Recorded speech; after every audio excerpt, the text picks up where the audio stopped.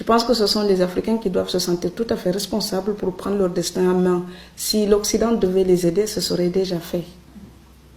Il suffit de mettre l'équivalent du budget de la Coupe du Monde dans un pays africain en même temps que la Coupe du Monde. Chaque année, enfin chaque Coupe du Monde, si on faisait ça, tous les pays africains seraient déjà développés. Ce n'est pas une question de moyens, c'est une question de politique. Et une question de prise de conscience. Oui. Je ne comprends pas que les Africains puissent se mettre toujours, il faut nous aider, il faut nous aider. Mais non, quand votre maison brûle, vous n'attendez pas le voisin, vous commencez à éteindre.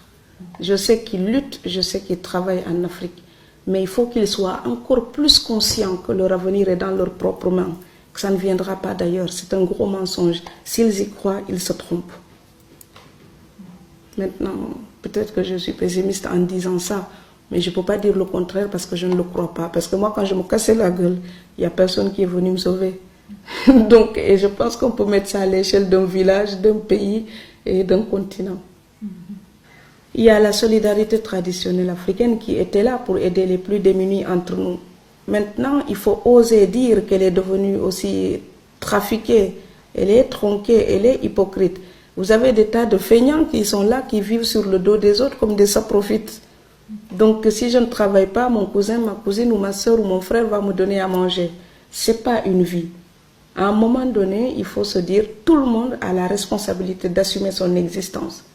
Et on n'a pas les mêmes chances. Et ceux qui ont un peu plus de chance, ils doivent aider les autres à pouvoir avancer. Mais les autres, ils ne doivent pas croiser les bras et dire, quelqu'un d'autre va me nourrir tout le temps. Il faut que l'Afrique perde aussi ça. Autant l'Occident est trop égoïste, autant l'Afrique est tellement partageuse qu'elle rend les gens irresponsables. Je pense encore une fois que la solution est dans le mélange des deux, pour une moyenne. Voilà. Il y a eu des documentaires où on voit des filles africaines qui se mettent des crèmes sur la peau pour se blanchir. Vous avez des filles africaines qui font des régimes pour devenir comme ça, comme les top modèles. Enfin, non.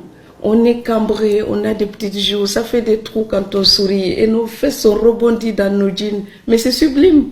Donc il faut que les gens apprennent à respecter leur nature.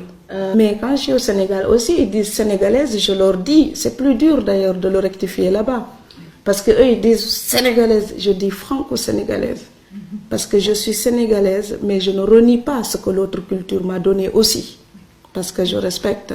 Donc je suis vraiment franco-sénégalaise. Et quand je suis ici, qui me présentent dans des villes en Europe et ils disent écrivain française, je dis non, franco-sénégalaise.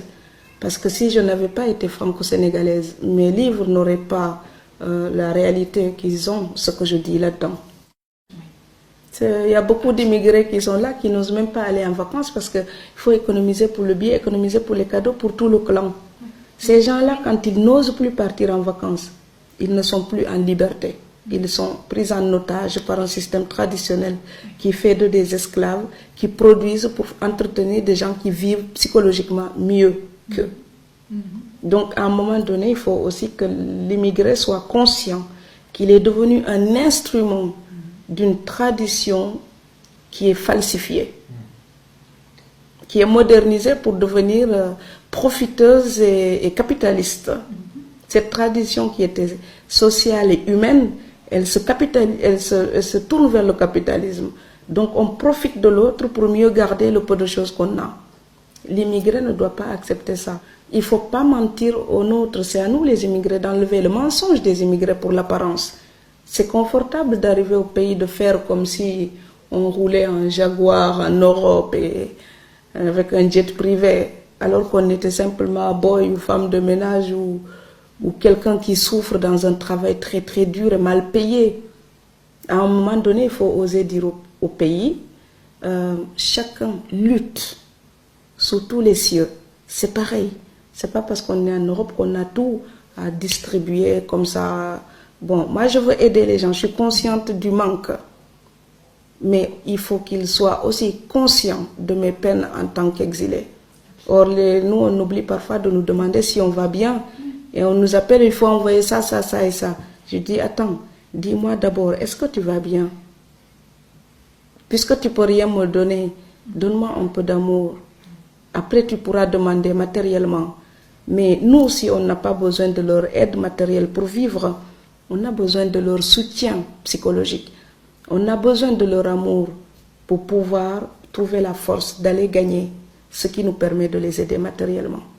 Et ça, parfois, ils l'oublient. Donc, ils n'oublient pas nos devoirs vis-à-vis d'eux, mais ils oublient que nous aussi, on pourrait attendre quelque chose d'eux. Il y a l'égoïsme du pauvre. On a tendance à l'excuser tout le temps. Mais le pauvre, il pense toujours qu'il n'y a que lui qui est malheureux sur terre. C'est terrifiant. C'est pour ça que je dis le tiers-monde ne peut voir les plaies de l'Occident. Les siennes l'aveuglent. C'est que comme on manque de beaucoup de choses là-bas, parfois ils pensent qu'ils sont les seuls à connaître des problèmes à résoudre, à souffrir de quelque chose. Non, les gens peuvent être très riches et très malheureux, et l'Occident est très riche et parfois très malheureuse. Très malheureux, l'Europe, j'ai pensé. Et donc, ce décalage entre l'immigré et la famille se joue là. C'est qu'ils pensent comme l'immigré est censé vivre mieux, il est forcément bien dans sa peau. Eh bien, il y a une autre tragédie qui est épargnée aux pauvres. C'est le jour où on a gagné tout l'argent nécessaire pour mener la belle vie. Mais il vous manque tellement d'amour ou tellement de famille pour être bien dans votre peau et jouir de votre bonheur. Et ça, les pauvres, ils ne pensent pas ça. Ils pensent juste à ce qui leur manque. C'est peut-être une chance d'ailleurs. Et en écrivant, j'ai voulu mettre l'absurde jusqu'au bout. C'est-à-dire quand les gens sont capables d'une certaine bêtise, ce n'est pas la peine de rectifier tout de suite. Il faut les laisser aller jusqu'au bout de leur bêtise. Quand ils cognent au mur, ils reviennent tout seuls et ils respectent. Il y a dans le visage de l'emploi et puis Cunégonde à la bibliothèque, il y avait un patron, quand j'arrivais, il disait « Ah, Cunégonde est arrivé !» Et Cunégonde, c'est un personnage horrible de Candide de Voltaire. Et il disait ça pourquoi? Parce qu'il pense que je ne pouvais pas comprendre la référence littéraire. Et un jour, on s'est réellement croisés à la Bibliothèque nationale de Strasbourg. Et c'est seulement là qu'il a compris que je faisais des études de lettres et que quand il disait ces mauvaises choses, j'étais tout à fait capable de comprendre. Et ce jour-là, ce n'était pas moi qui étais l'idiote, c'était lui l'imbécile. Mais je préfère le rire